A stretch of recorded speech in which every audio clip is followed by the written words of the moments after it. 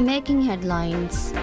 The president states that the decision to implement a nationwide ban on vaping in the Maldives is part of the administration's efforts to promote ethical conduct and moral integrity within the society. The Maldives enforces a full ban on the use of vaping devices and vaping products. The vice president affirms that China has always been a reliable friend of the Maldives.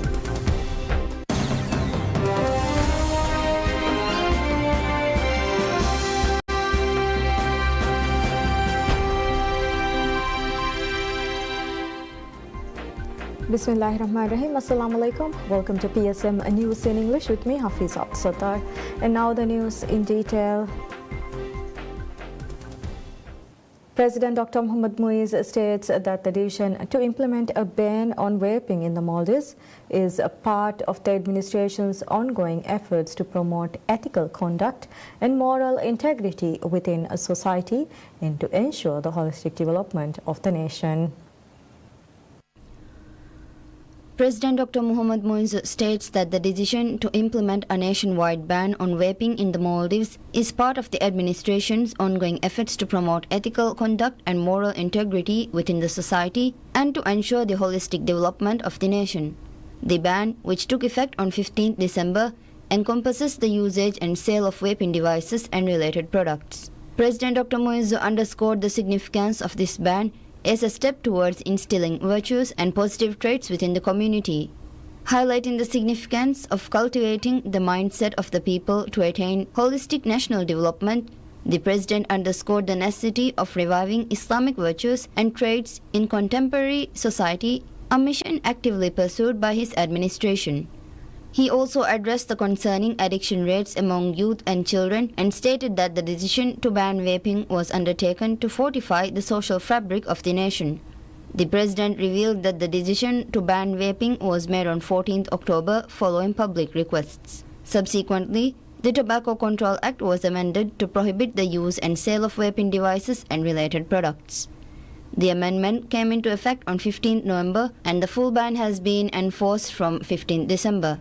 President Dr. Muiz reiterated that this measure would contribute to mental development, instill good behavior and promote ethical conduct and moral integrity within the community, ultimately leading to the nation's holistic development. The Maldives enforces a full ban on the use of vaping devices and vaping products. President Dr. Mohamed Muiz announced this decision to ban the import, sale and use of vapes and vaping products on 14th October. Following this decision, an amendment to the Tobacco Control Act was ratified on 15th November, aiming to curb the rising trend of vaping in the country. The law now imposes stringent penalties for violations, including hefty fines for the importation, sale and use of vaping devices and products. Under the new legislation, the importation of vaping devices and products was prohibited effective 15th November, with the comprehensive ban on sale and usage commencing on 15th December. Additionally, the free distribution of vaping devices and related products is also prohibited. Violators of the ban face substantial fines as per the law. Importing vaping devices and products incurs a fine of approximately $3,240, with each individual product imported attracting a fine of approximately $648. The sale of vaping devices and products carries a fine of approximately $1,290, while each product sold will result in a fine of approximately $649. Individuals found giving vaping devices or products for free will also be fined approximately $649. The most severe penalty, approximately $3,240, is reserved for those who sell or give vaping devices or products to minors. Vice President Hussain Mohammad Latif attends a welcome banquet hosted by the China International Development Cooperation Agency, CIDCA, in honor of delegates participating in the 3rd China-Indian Ocean Region Forum on Blue Economy Development Cooperation. The banquet featured speeches from Luo Jiahui, chairman of CIDCA, and Wang Yubo, governor of Yunnan province. A traditional music performance highlight in China's rich cultural heritage was also presented at the banquet. The third China-Indian Ocean Region Forum on Blue Economy Development Cooperation is the third edition of the High-Level Official Development Cooperation Forum, a joint venture between China and the countries of the Indian Ocean region. According to CIDCA, the forum will include opening and closing ceremonies as well as thematic discussions, sub-forums and roundtable sessions on various topics under the theme of the future of the blue economy, blue Indian Ocean development, practices of the Global South.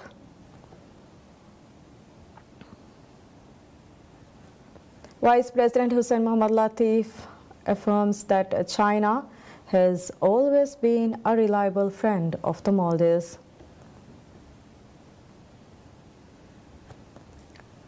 Vice President Hussein Mohammad Latif has affirmed that China has always been a reliable friend of the Maldives. He made this statement while delivering opening remarks at the group meeting between leaders attending the third China-Indian Ocean Region Forum on Blue Economy Development Cooperation and Chinese government dignitaries.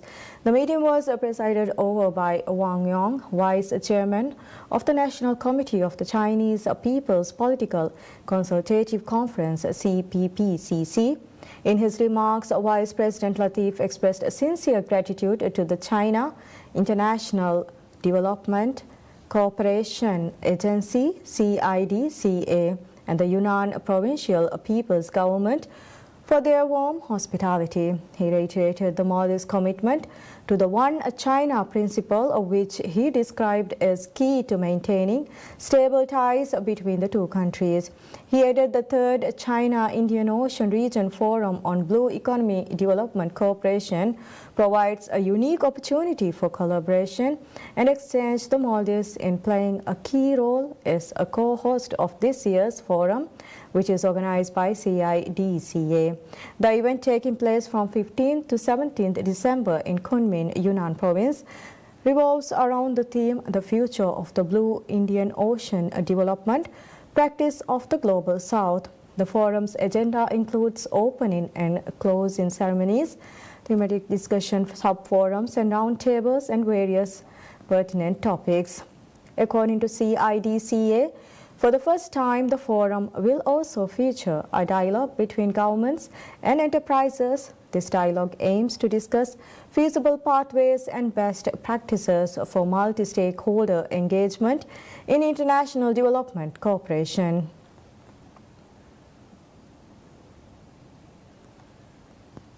The government of the Maldives strongly condemns the bombing of Al-Nusayrat camp in central Gaza by Israeli occupation forces, causing the massacre of several innocent civilians.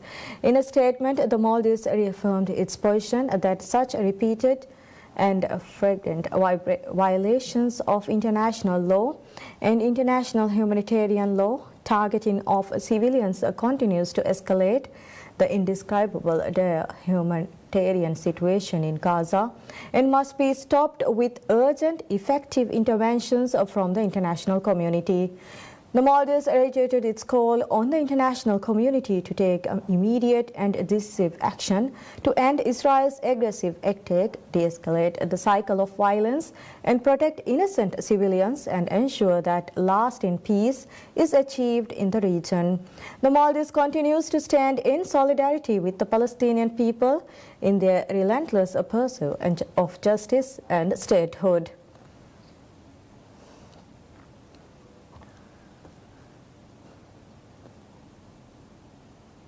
Ministry of Tourism reveals that the Maldives welcomes over 1.9 million visitors so far this year. The Ministry of Tourism revealed that the Maldives has welcomed over 1.9 million visitors so far this year. As of 14 December, the total number of tourists visiting the country reached 1,920,119, marking an impressive 8.9% increase from the same period last year, which saw 1,763,710 visitors. The average daily arrival rate has been recorded at 5,892 tourists, with December alone showing a steady influx. From 1st to 14th December, 82,484 tourists arrived, a 3.3% increase compared to the 79,863 arrivals during the same period in 2023. China remains the top source market for the Maldives, contributing 257,794 tourists, which represents 13.4% of the market share. Russia follows closely with 212,685 visitors, 11.1%, and the UK ranks third with 168,460 visitors, accounting for 8.8% of the market share. Other significant contributors include Germany with 148,402 visitors and Italy with 129,513. The list of top 10 source markets is rounded out by India, the US, France, Spain, and Switzerland. The peak season for tourism in the Maldives traditionally begins in December.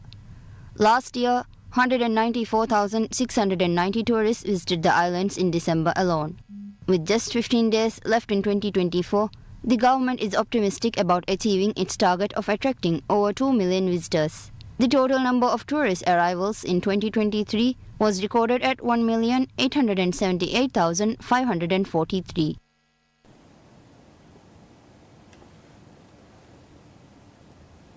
The government facilitates the payment of annual fees and fines for land vehicles and marine vessels in monthly installments.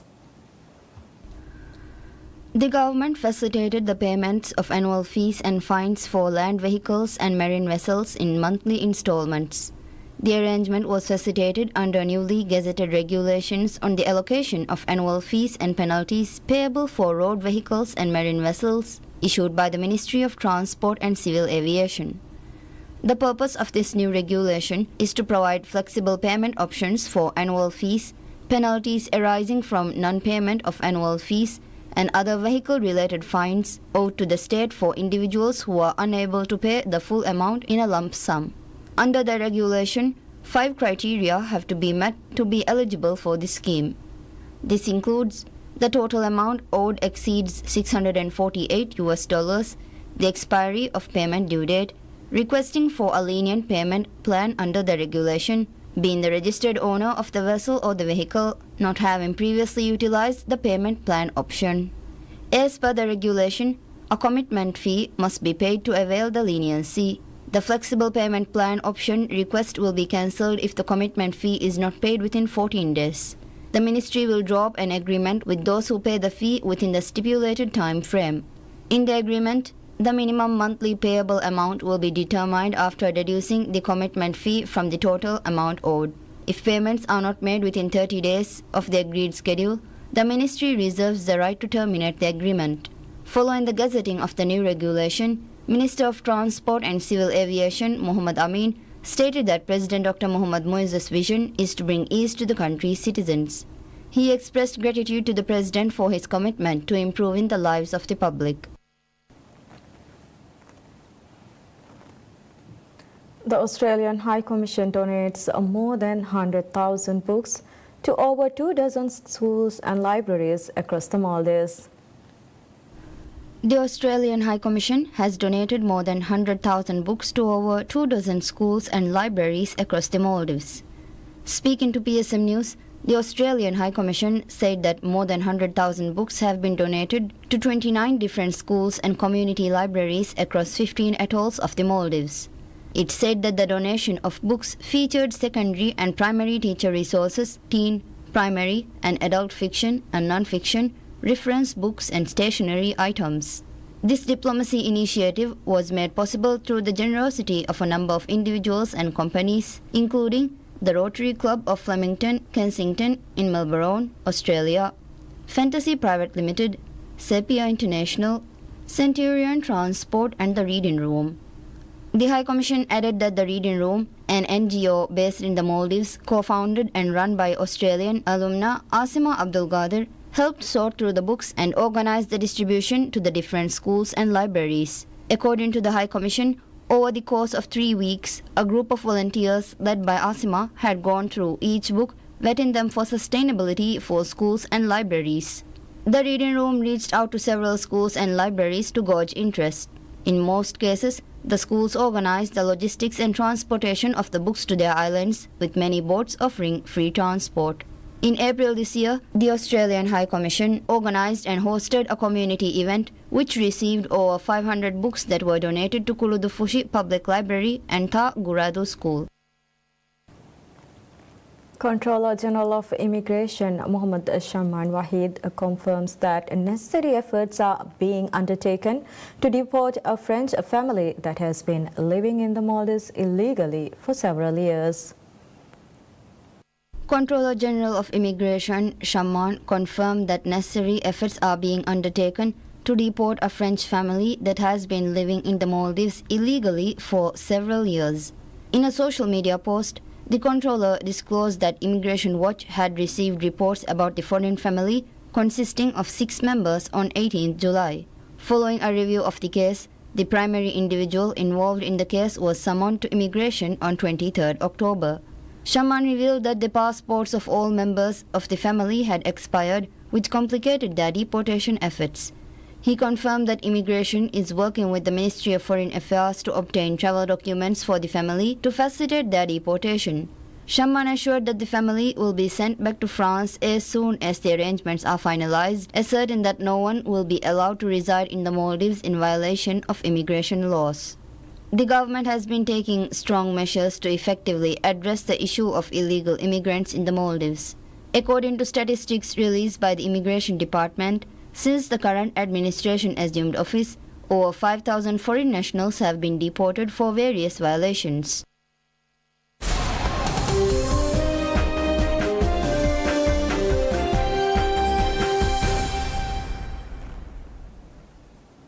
Bitcoin surges to a record high today after President-elect Donald Trump suggested he plans to create a U.S. Bitcoin strategic reserve similar to its strategic oil reserve, stoking the enthusiasm of crypto bulls. Bitcoin surged to a record high above $106,000 after President-elect Donald Trump suggested he plans to create a U.S. Bitcoin strategic reserve similar to its strategic oil reserve, stoking the enthusiasm of crypto bulls. Bitcoin, the world's biggest and best-known cryptocurrency, hit a high of $106,533 and last traded up 3.2% to $104,462. Smaller crypto Ether rose 1.5% to $3,965. Investor sentiment also got a lift from the inclusion of MicroStrategy into the tech-heavy Nasdaq 100 index that will likely lead to more inflows for the software firm turned Bitcoin buyer. Bitcoin and crypto have been catapulted into the spotlight as investors wager the incoming Trump administration will usher in a friendlier regulatory environment, boosting sentiment around the alternate currency. Bitcoin is up 192% for the year. According to data provider CoinGecko, governments around the world held 2.2% of Bitcoin's total supply as of July, with the United States possessing nearly 200,000 Bitcoins, valued at more than $20 billion at current levels. Meanwhile, data site Bitcoin treasuries showed that China, UK, Bhutan, and El Salvador are the other countries with significant amount of Bitcoins. Other countries have also been considering cryptocurrency strategic reserves. Bitcoin has surged more than 50% since the November 5th election that saw Trump elected along with many other pro-crypto candidates. The total value of the cryptocurrency market has almost doubled over the year so far to hit a record over $3.8 trillion. Trump, who once labeled crypto a scam, embraced digital assets during his campaign, promising to make the United States the crypto capital of the planet.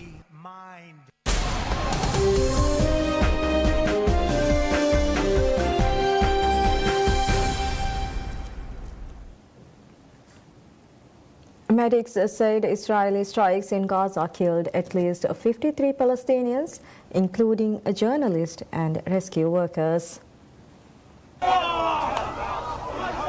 Medics and fellow journalists said that an Israeli airstrike hit the civil emergency center in the Nuseirat market area in the central Gaza Strip, killing Ahmad Allo, a video journalist for Al Jazeera TV, and 5 other people. According to medics, another strike on a house in Nuseirat camp killed 5 people, including children. The TV network said Allo was working when he was killed and condemned Israel. The Israel military said the strike had targeted Hamas and Islamic Jihad militants operating from Gaza's Civil Defense's Nuseirat office. Hamas media said that the head of the Civil Emergency Service in Nuseirat was also killed. One Civil Emergency Service member told reporters at the hospital that the Civil Emergency headquarters in Nuseirat camp was hit during the crew's presence and that they work around the clock to serve the people. Another airstrike hit a group of men tasked with protecting aid trucks west of Gaza City, and medics said several were hurt, but exact figures were unavailable. Medics and residents said that at least 11 people were killed in 3 Israeli airstrikes on Gaza City houses. 9 were killed in the towns of Beit Lahia, Beit Hanon, and Jabalia camp when clusters of houses were bombed or set ablaze, and 2 were killed in Rafah.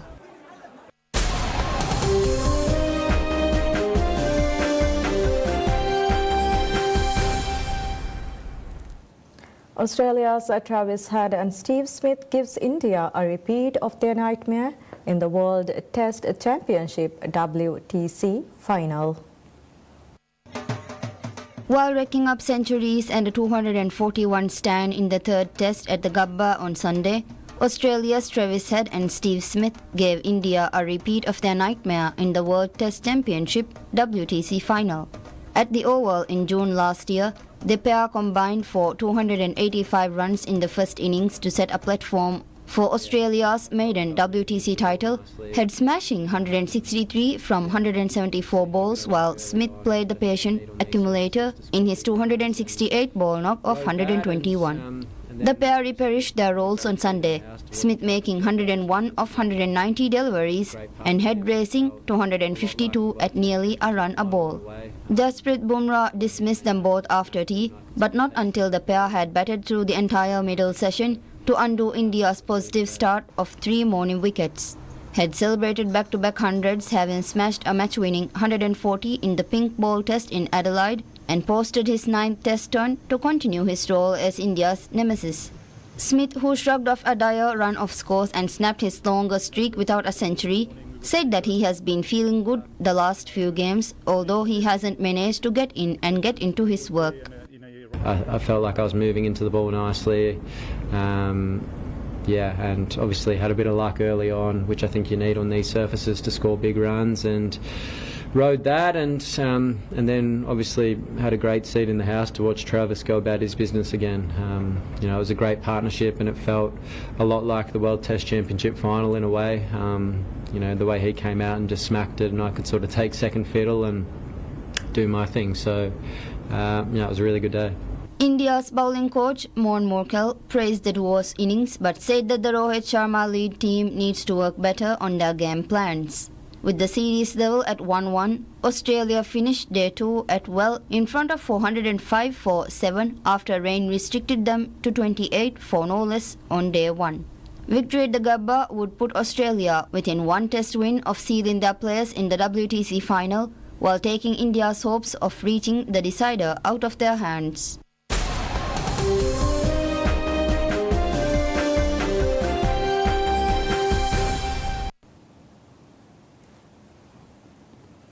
Brazilian veterinarians released on a rescued heron that had been spotted earlier this month with a cup lodged in its throat in Rio de Janeiro. Brazilian vets released on Sunday a rescued heron that had been spotted earlier this month with a cup lodged in its throat in Rio de Janeiro, bringing to a close a race against time to save one bird's life from plastic pollution. As the cage was opened, the bird hesitated for just a moment before opening its wings and flying over a river. Jefferson Paris, a veterinary and biologist at the Center for Wild Animals at Estacio College, who first sighted the bird earlier this month, hoped that the bird would not find any plastics or cups on her way. The vet told Reuters that the cup made the bird unable to feed, but while the bird was found with lesions on its neck on Friday, it was just a bit underweight. Identified as a Cocoi heron, Adria cocoi, the largest species of herons in Latin America that is closely related to the great blue heron, the bird had a 200mm, 6.7-ounce cup of a popular guarana drink stuck on its neck. To some Rio residents, the heron is a symbol of how plastic pollution has gotten out of control in the city of 6.2 million people. And that's all we have for this hour. Thank you for watching. Wish you all a very pleasant time ahead.